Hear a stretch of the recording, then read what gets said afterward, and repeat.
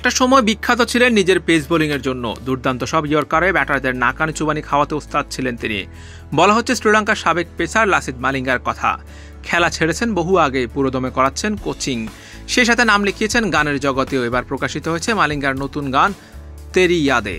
তার সাথে সহশিল্পী হিসাবে আছেন রাশ্মিতা অভিষেকা। 17 জন প্রকাশ করা হয়েছে গানটি। মালিঙ্গার গানটি শুনতে পারা যাবে ইউটিউব থেকে। মিউজিক কম্পোজিশনে মালিঙ্গার সাথে রয়েছেন আঞ্জানা পেরেরা, প্রডিউসার হিসেবে রয়েছেন পাহান সান্দিপা। ইউটিউবে ইতিমধ্যে 15,000-এর বেশিবার দেখা হয়ে গেছে মালিঙ্গার এই গান। বোলিং দিয়ে জনপ্রিয়তা পাওয়া মালিঙ্গা 2021 সালে সকল ধরনের ক্রিকেট থেকে অবসরের ঘোষণা দিয়ে দেন।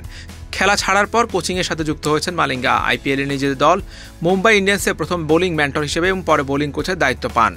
2022 সালে রাজস্থান রয়্যালসের বোলিং কোচ হিসেবে নিয়োগ পান। তবে মুম্বাই ইন্ডিয়ান্স ফ্র্যাঞ্চাইজির দুই দল এমআই কেপটাউন এবং এমআই এমিরেটসের কোচিংয়ের দায়িত্ব চালিয়ে যাচ্ছেন তিনি।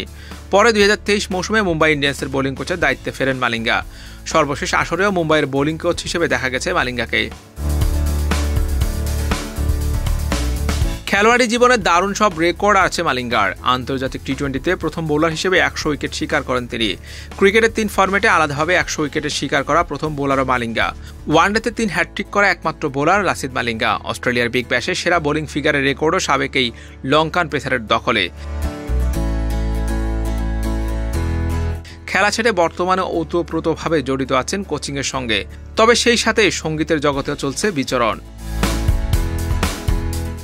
হুসাইন রহমান, বিটি কুইক টাইম।